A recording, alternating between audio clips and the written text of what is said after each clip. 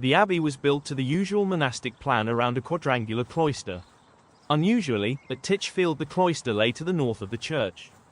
It was surrounded by the chapter house, dormitory, kitchen and, opposite the church, the refectory.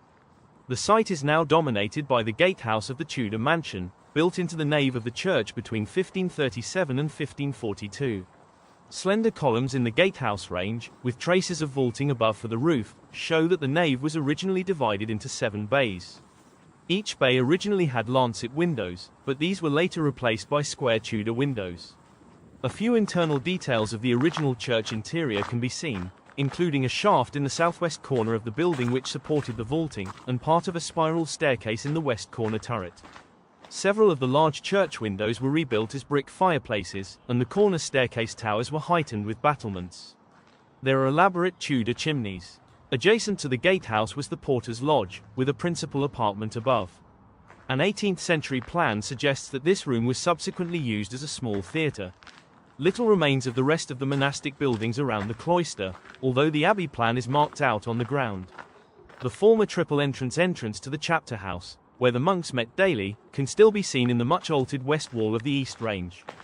The doorway is framed internally by elegant columns of Purbeck marble. The tiles were covered up by the courtyard of the later mansion house, where they lay preserved for over 400 years. They were rediscovered during excavations in 1923.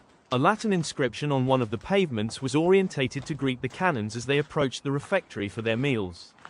It translates as, "Before you sit down to meat at your table, first remember the poor." The tiles were protected by the construction of a porch that led to the Tudor Great Hall. Royal guests at the house included Edward VI, Elizabeth I and Charles I with his queen, Henrietta Maria. Wriothesley's grandson Henry, 3rd Earl of Southampton, was a patron of William Shakespeare, and it is believed that some of Shakespeare's plays were performed here for the first time. On the death of the 4th Earl of Southampton, Titchfield passed through several families, until 1781, when most of the building was demolished for building stone. In the early 20th century, archaeological excavations helped to clarify the layout of the monastic buildings.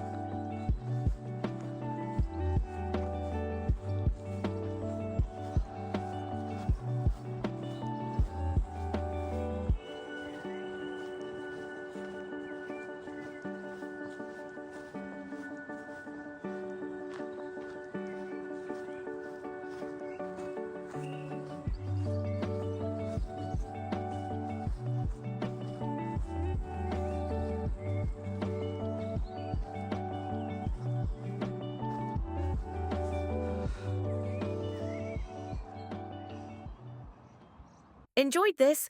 Check out my other videos, and for a faster ride, hop over to my theme park channel.